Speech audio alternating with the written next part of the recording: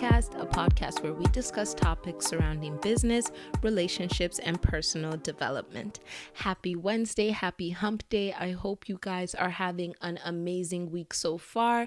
And for those of you like myself who live in regions where we got an extra hour for daylight savings this weekend, I hope you guys made the best of that hour by doing the important things like getting some extra rest, doing a bunch of nothing, watching movies, and sleeping like I did.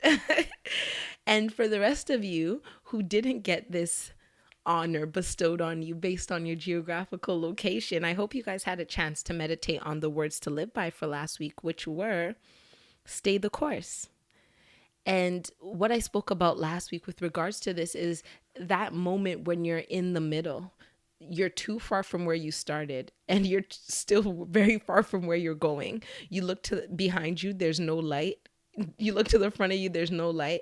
That is the moment where champions are made. When you can continue on the path where you don't even know if the ground is still there, but you know it feels right and you keep going. And what I learned this week with regards to that is the importance of being open to different. When we are on these paths that we have for ourselves, these paths that we set out on with a goal or a motivation or an objective in place, it's important that we don't allow that goal and the path that we think is going to get us there to make us so rigid that we aren't willing to explore the options that maybe it may come in a different way, right? Because when we have our plans, like I call my plans and my work my babies. And when people talk to me about my babies, I cannot help but get defensive. It's actually something that I'm really working on right now.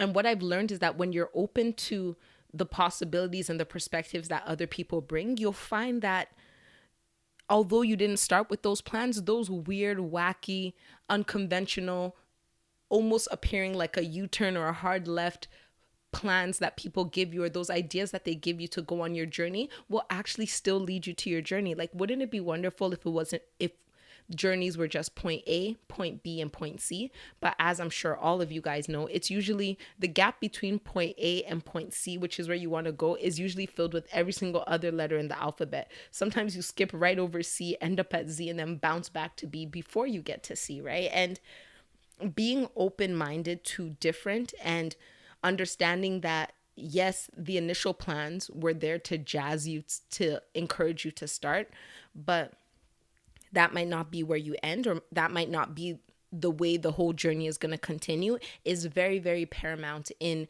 you truly getting the success you want. Because one, no man's an island.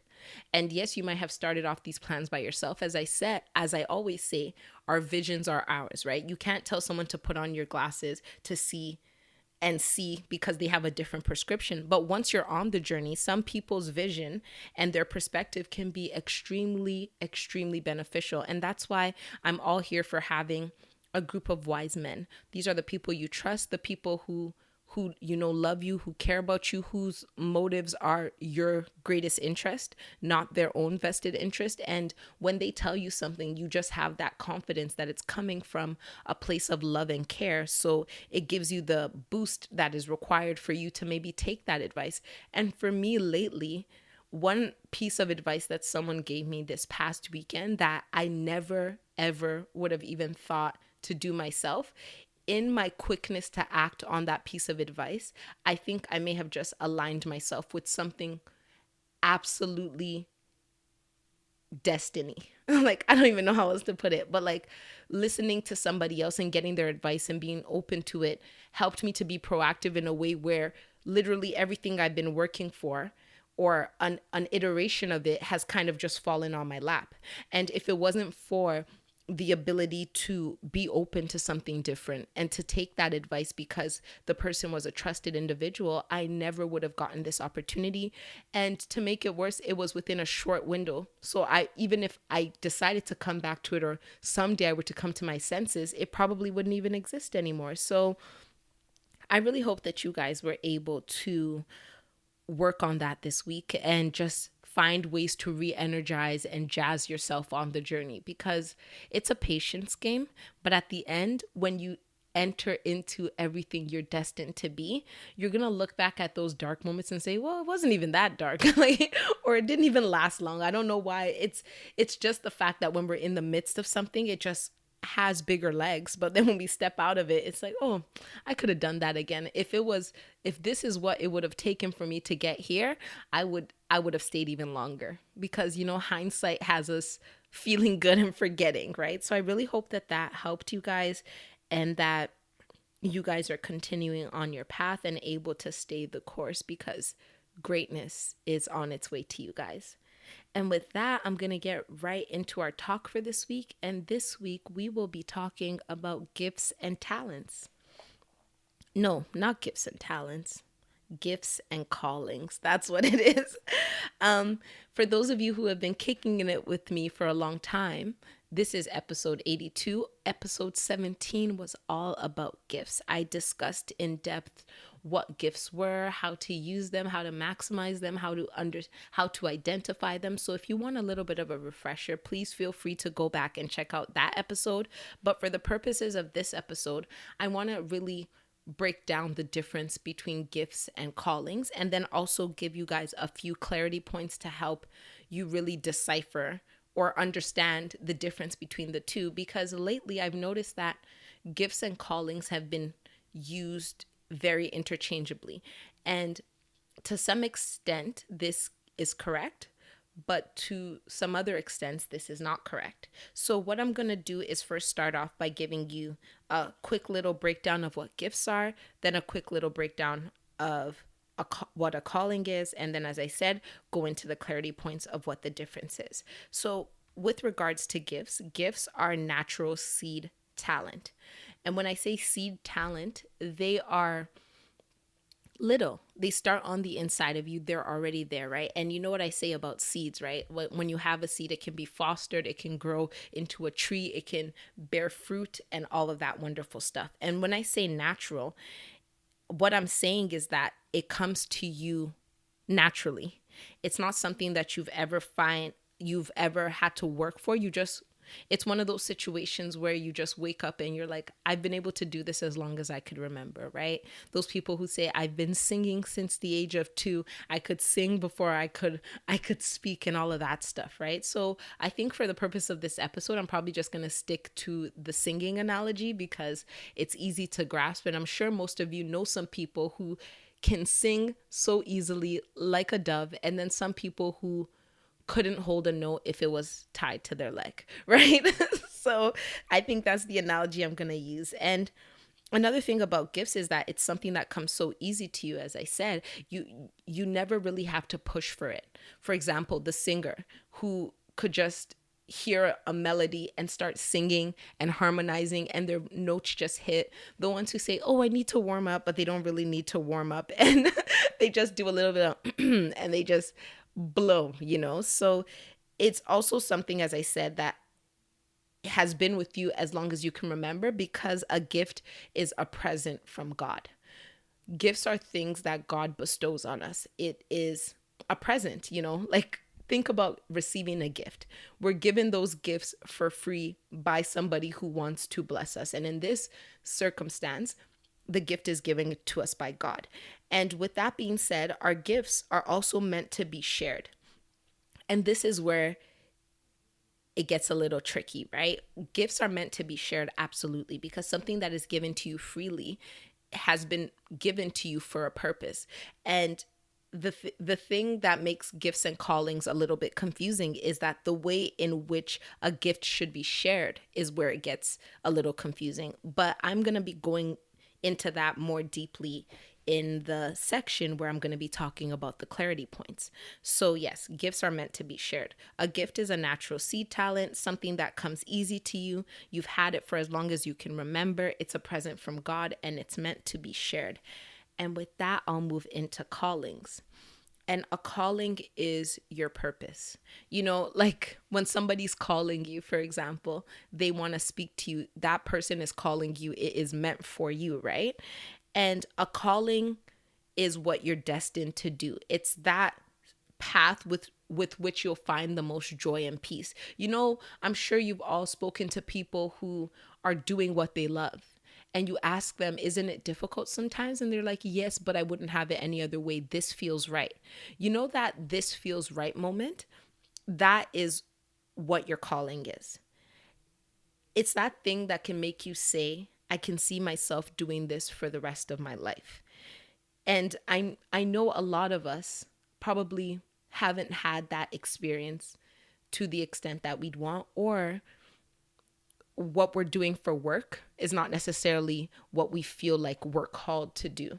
And the thing with callings is that they can be very vague and they can be very narrow. And in figuring out what your calling is, it's important to pay attention to what feels right. Like, you may love business, and it could be that you want to become a business person and you think that because your calling is in business, whereas your calling might be to work in a business and excel within that, right? So just because you know what your calling is doesn't, and you see how you may want it to work, it doesn't mean that your calling isn't also being utilized in other ways, right?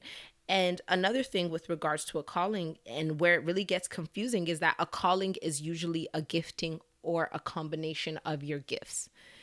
And so then the question then becomes, if a calling is your gifts and a combination of your gifts, then aren't all your gifts your calling?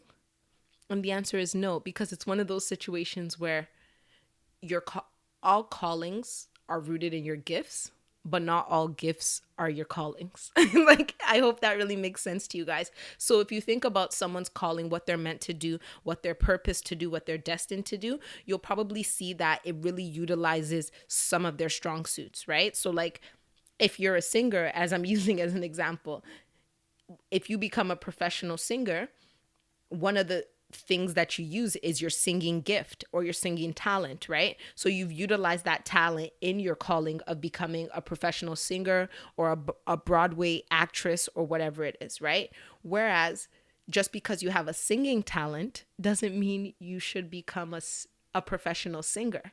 So you can have that singing gift, but it might not translate into it being what you're destined and purposed to do, right? Because not every single person who can hold a note is a Beyonce, right? Some of them are working in other jobs where they're finding absolute joy, peace, purpose. They feel destined to do it. And that's the thing, right? Many people have more than one gift, and the purpose of those gifts or the way in which those gifts are shared can vary from person to person. And with that, I'll get right into the clarity points, which I hope will really give you guys a better understanding of just some of the misconceptions, especially right now with the way society is and how people look at capitalism and making money.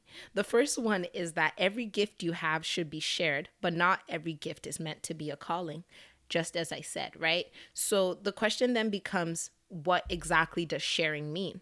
Sharing means giving. And when you give something, when you give your gift, sometimes that involves giving it freely. And I know, especially with this, the way society is right now, a lot of times the things we're good at, we feel this pressure to have to turn it into a business or have to capitalize on it or have to use it in a way where we're gaining dividends. But the thing is that gain can sometimes be joy. Gain can be being a blessing to someone. Gain can be offering to support to someone. And we are in a time pretty much where hobbies that we are good at that don't generate income are seen as a waste of time.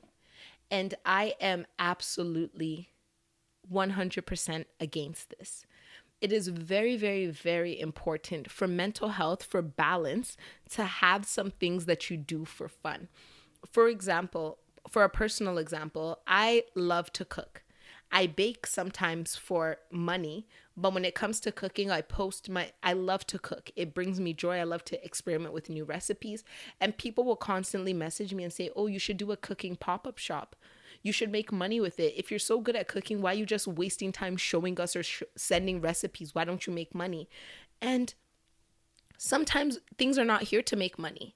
I would much rather take my gift of cooking and invite my friends over and feed them, or post easy to duplicate recipes on social media so that somebody else can have joy and experience that deliciousness. I don't need to make a cookbook. I don't need to have a pop-up shop, because I have other gifts that can be used for that, right? And this is a very important point, because the reason why, like, callings that are your purpose, like what's your purpose to do, will usually generate income and give you some balance and like some wealth in life, right? I'm not saying being rich, but if your calling is to be a singer and you're working on Broadway, you're generating an income, right? So, and the thing is that though there are certain gifts that are more poised to be your calling, but it's important not to lose sight of the fact that that is not going to be every single gift that you have. And another point that is extremely important that adds to clarity with regards to calling versus gifts is that a calling rooted in a gift still requires refining. As I said in the beginning, a gift is a seed, right? It's a natural seed talent. So that person who could sing, who can hold a note and who does it so well, who's been singing since they were 3, I'm not saying that throughout their whole life, even if they never went to music lessons or never went to music lessons or never joined a choir, they wouldn't be able to hold a better note than the average person who cannot sing. We know this is true. Like, I'm sure you guys know so many people who can just sing really well. But the thing is that when it's your calling, what happens when a gift becomes your calling is that there is a higher responsibility attached to it. This is now not just something you're good at that you can share freely. It's attached to purpose. And when something of yours is attached to purpose, it's always important to realize that your purpose is also attached to many other people's purpose in any way you could imagine. Going along with the singer analogy, if you're a singer, if your calling is to be a singer, your purpose and refining that gift could be attached to making a living for all the background singers, instrumentalists, stage crew, and everybody else who gets hired based on the fact that you're selling out shows and that you're creating this music. Or it can just be that the music that you're creating is touching lives and resonating with people and evoking change in them, evoking good feelings, evoking encouragement, evoking joy, and all of these great things that are going to be used as domino effects to continue to activate greatness in their life. And when there's that type of responsibility on you based on the fact that you have a calling, it becomes of the utmost importance to take that seriously.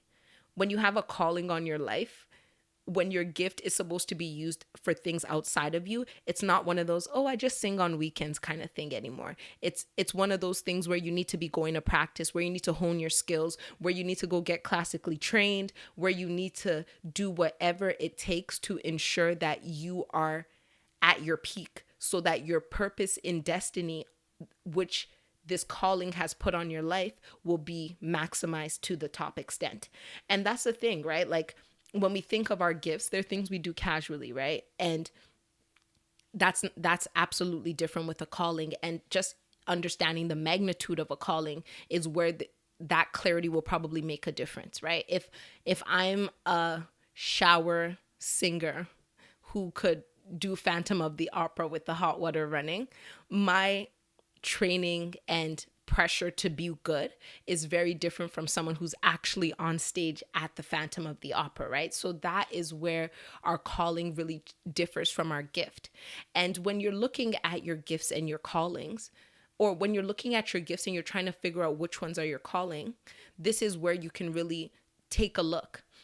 Take a look at the ones that are being refined. And sometimes these refinements are not even happening consciously, but the thing that you're really pushing towards. There's a lot of things that you're good at, but there's one that there's this pressing feeling on the inside of you that I need to get better at this. I need to push for this. I need to pursue this fervently. That is your calling, or that is most likely one of your callings.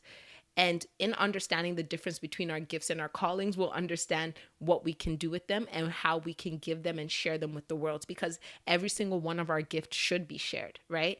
Like, for me, with cooking, as I said, I will just cook for people who I care about, cook on holidays, cook for birthdays, cook for social media. That is a gift. Whereas with my calling, which is more in speaking and in writing and all of those other things that I do for a living, the work that's required of me is much more. I do not read books on cooking for knowledge. I might watch videos on it for the enjoyment, but when it comes to my skills, I look for virtual mentors. I look for physical mentors. I look into marketing. I look into refining. I look at the people who are doing what I'm doing at the highest level, and I see what they're doing, and I continue to refine my skills until I can get to whatever the equivalent of that level is for me and my personal gift, right? And that is what I really want you guys to take away this week, just understanding the difference. And also really just understanding that it's okay to do things for free.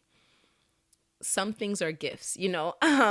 One of the things during the beginning of COVID that I was really pushing to do, but it kind of went all over the place, was make masks for people. Something that I'm still going to do. I sew and I make dresses for myself, not for anyone else. It's too stressful, but I saw lots of people selling masks on social media for $7 a piece. And when I initially bought the materials to make my masks, I was like, should I sell them? And then something inside of me said, no. If you know anybody who needs a mask, sew them some masks and give it to them. Someone else would look at that and say, are you crazy? You know how much money you can make off of all of those masks? But sometimes our gifts are meant to be given. And for me, that was a gift that I wanted to give freely. I did not, yes, I could have made money off of it. And yes, I could have generated maybe a substantial amount of income, especially with the initial fear that was attached to COVID. But for me, that did not feel right. And that's where it also becomes something where where you have to really listen to the voices on the inside of you. Don't let people convince you that the way you're giving your gift is incorrect, or the way you're using your gift is incorrect, because it is a seed on the inside of you. So you know what it feels like. You know what it's growing into. You know what kind of fruit it's going to produce. Sometimes the fruit that your seed is going to produce is meant to be plucked freely and given to whomever needs it, whoever's hungry and whoever you can fill. And other times the fruits that are produced from your seed and from your gift are meant to be packaged and sold. Understanding the difference in that, and which fruit are meant to be packaged and which fruit are meant to just provide sustenance to people, is where wisdom happens, right? So I really hope that this helps you guys. This is a little bit of a shorter episode, but I just want to get it out there and just give you guys some information. If you want to know more about it, please feel free to contact me and we can have more discussions on this if you'd like. My email is in the show notes and I would love to hear from you guys. And with that, I'm going to get right into the words to live by for this week, which are, sometimes the means is the end. And that just goes right back into what I was just talking about, that not everything we do needs to be to some grandiose outcome. Sometimes doing it is all the reward there is in it. It's not to make you money. It's not to get you attention. It's not to get you good graces. It's not to some other outer benefit. The benefit literally is within the means, you know. The means is the end. So I want you guys to just take some time this week to just think about some things that you're gifted with, something that comes easy to you and that literally wouldn't even take any stress off of, wouldn't add any stress to you in doing it, and be a blessing to somebody. It can be anything. It could be going to the drive-through and having an extra $5 and telling the cashier that the next person in line, whatever they're buying, add this $5 to the bill. Use this $5 to take away $5 off of whatever the cost of what they're purchasing is. It can be as simple as that. Whatever it is, try and do something just for the sake of good this week. Something that makes you happy. And what I've noticed is that when you give with no expectation and you see the joy on somebody's face, the happiness that they have to receive whatever it is that barely even stressed you out, that in itself is a gift that keeps on giving. I can remember so vividly the joy I feel when I've done good things for other people, more so than the joy that I feel when people have done things for me. Not that I don't appreciate, of course, but it's just that giving to people and thinking back on their expressions, thinking back on their excitement, that feeling just keeps on giving. So this week, just give some of your gift, share freely some of your gift, and see what happens, see how it makes you feel, and see how the world responds. Thank you guys so much for listening. This week, I'm going to change it up and ask you guys, if you are enjoying this podcast, please leave a rating, please leave a review, and please share it with your friends. I would love to continue to spread this message, and the best way to do that is through you guys. So I would love for you guys to just leave a review, tell me what you like, send me an email if you'd like, follow me on Instagram, send me some questions if you have any, and I'll talk to you next Wednesday. Bye.